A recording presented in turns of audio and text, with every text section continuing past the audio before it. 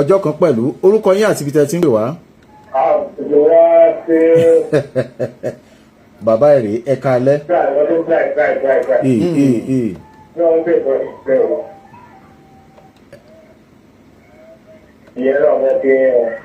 Àwọn náà ń dáhùn. Akínyìn ẹ̀ka alẹ́. Àmì o. Bẹ́ẹ̀ ni. Ìjà kọ́kọ́jà kìí ṣe ìjà kékeré tó. Yóò lágbára.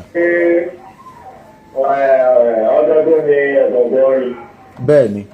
Wọ́n dẹ̀ máa pọ̀pọ̀. Bẹ́ẹ̀ ni. Bẹ́ẹ̀ ni. Sọlá àpòyọ̀. Àmì. Thank you very much, sir. Ẹ ṣeun púpọ̀. Yes, sir. Bàbá ìwọ ẹni tí ò ní hàn. Àmọ́ ẹ̀rọ ẹ̀jẹ̀ ká gbé sílẹ̀. Wá kí darapọ̀ nínú WhatsApp group àti bẹ́ẹ̀ bẹ́ẹ̀. Ṣebí ẹni tó lè èèyàn wà tó lè bá yín tẹ àtẹ̀jíṣẹ́. Rẹpẹtẹ ọmọ wà ìyàwó wa. Ẹni kan gba ẹ̀kan tẹ àtẹ̀jíṣẹ́ ránṣẹ́ sí mi. A lè sọ̀rọ̀ dáadáa. Ẹ ṣé púpọ̀, thank you very much. Olúwa ṣeun. Ẹ ṣeun pọ̀, ó dà sà, yes sir. Ẹ jẹ́ ká wo àtẹ̀jíṣẹ́ olótú wà ń bẹ̀. Ẹ sáré mu wá lẹ́yọ kan méjì kó tó di pé à ń tẹ̀síwájú. Bàbá omi. Wọ́n dáhùn. Mo fẹ́ darapọ̀ mọ́ kíláàsì ẹ káàbọ̀. Bàbá omi ẹ kú sẹ́wọ̀ Adémọ́lá láti Charity Ádámọ̀ ẹ káàbọ̀. Hello. Ẹ kálẹ́ o. Ẹ kálẹ́ o, Ọpẹ́ ló sọ̀rọ̀ láti Àjà. Ọpẹ́ láti Àjà. Àgbàdo programu yìí ẹ gan. Inú ẹ̀dùn gan àwọn ará àdúgbò àgbọ̀tú sáré wá tó ní programu yìí gan. Àwọn ará àdúgbò yín. Ọ̀pọ̀ bíbá yìí o. Ó yá ẹ jẹ́ kán kí wa, ẹ jẹ́ kán kí wa kó jẹ́ pé tọ̀dọ̀ yín la mọ̀ fi ṣe lọ lálẹ́ yìí. A ti ń sáadá fún gbogbo àgbà. Àmì o. Ọmọ Gbàdágì làwọn àgbà ó sì jẹ́ máa jáde. Ìyá. Bàbá mi tó ń gbọ́ program yìí o. Ègún gan tún gbọ́. Láti Gbàdágì. Wọ́n tiẹ̀ lọ́kùnrin India kan gan ń gbọ́. Bẹ́ẹ̀. Àkọ́jọ́ yìí gidi ni o. Ìgbà wo lẹ fẹ́ kúrò lájà? Àti wà lájà àti. Àdìpẹ́ kúrò gan bí á títí next week. Títí next week. Bẹ́ẹ̀ni. Next week kí ni? Next week Monday Sunday. Next week kì í ṣe Sunday táwọn wò lọ́ọ̀kan yìí o. Tọ̀hún lọ́hùn ó yẹ ká ríra ni.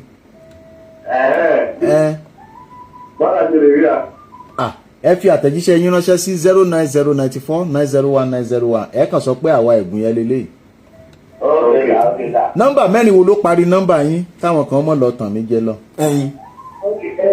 Kíni ló parí nọ́mbà eléyìí o? 21. 21 ló parí. 21 kí ni?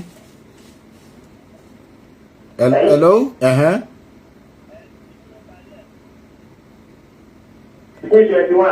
1621. 090 94 901 901. All right. Ẹ fi èdè ìlú yín ẹ kí àwọn aráàlú yín.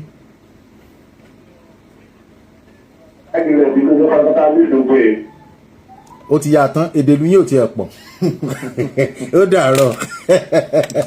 Ìfẹ́ kan bá ń kí àwọn aráàlú ká máa lọ. Tó a máa lọ lé alẹ́ yìí yòókù tó di ọjọ́ àánú ìyẹn tí í ṣe ọjọ́ Wednesday pẹ̀lú ògo Ọlọ́run láṣẹ ti Dùmarè. A kí ọkùnrin o, a kí obìnrin. Akónílé atálejò pé ẹ kú etí gbọ́ ẹ̀sìnkọ́ ayé àgbàṣe. Victor Adédèjì ló kọ́ tèmi ìfẹ́ kan pírẹsẹ̀ntà òdélóru wọ̀ ńlẹ́rẹ́ tó wọ̀ nílẹ̀ ọ̀rọ̀ lápò mọ́. A máa fèyí ṣe lọ àlọ́ lọ ẹja tó lọ tí òde lómi nílò lọ kọ̀kọ̀ tó lọ tí òde sàlẹ̀ odò. Ẹ ń bá wá ní amọ̀délé ńlá ní dìbà ìpè kọ́ o.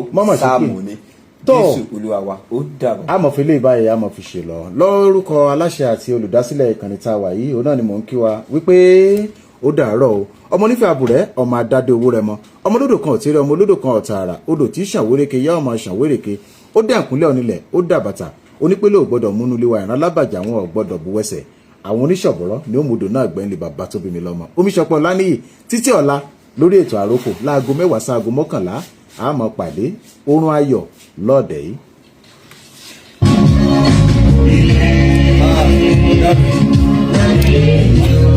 Ọ̀gá. Thank you very much, everybody. Thank you very much. Thank you very much. Thank you. Love, like, share, comment. Like, share, comment.